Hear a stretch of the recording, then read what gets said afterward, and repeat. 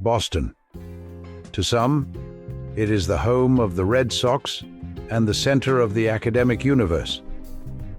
To others, it is the cradle of liberty, a city etched into the bedrock of American history. But long before it became the gleaming metropolis we see today, this peninsula in Massachusetts Bay was a silent, marshy wilderness known as Shawmut to the indigenous Massachusetts people. Today, we are charting the evolution of one of America's oldest cities.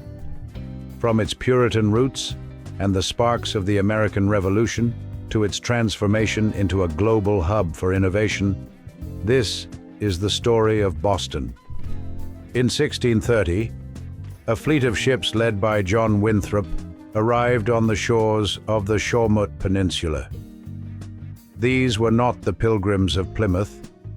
These were the Puritans, a devout, highly organized group seeking to establish a city upon a hill. They renamed the area Boston, after a town in Lincolnshire, England. For these settlers, Boston was more than a colony. It was a religious experiment. The city's geography dictated its early growth. Surrounded by water on three sides, Boston became a natural port. By the late 1600s, it was the largest and most prosperous town in the American colonies, fueled by shipbuilding, fishing, and the lucrative trade routes of the Atlantic. However, the city was defined by its strict adherence to faith.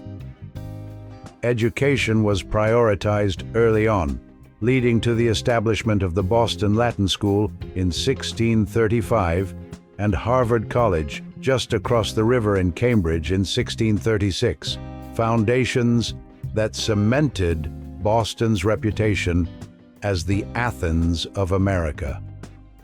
By the mid-18th century, the relationship between Boston and the British Crown began to fray.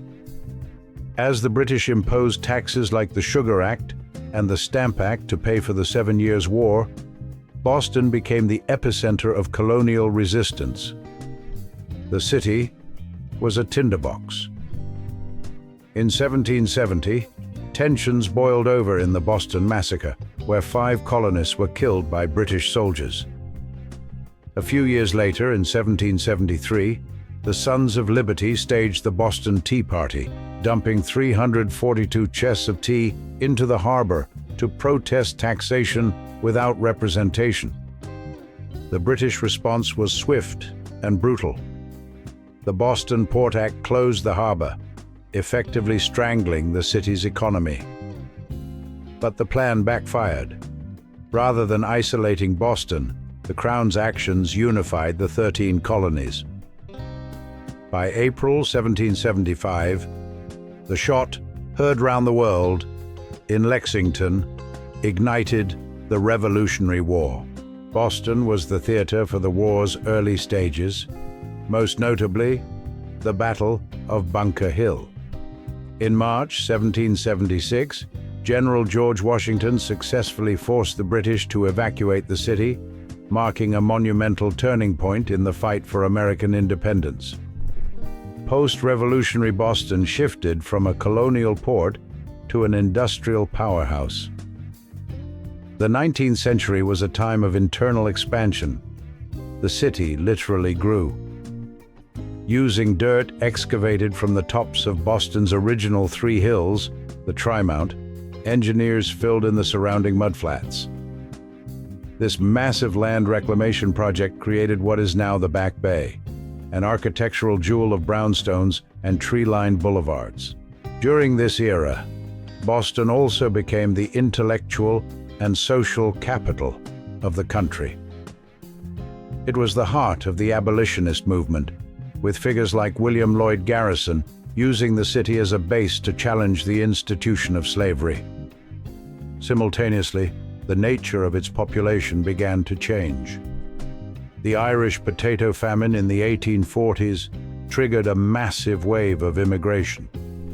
This influx of Irish Catholics fundamentally altered the city's demographic, cultural, and political landscape, causing friction with the established Boston Brahmin elite.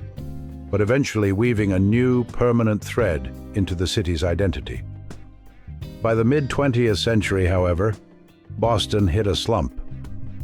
Like many Northeast cities, it faced economic decline, aging infrastructure, and a decaying downtown.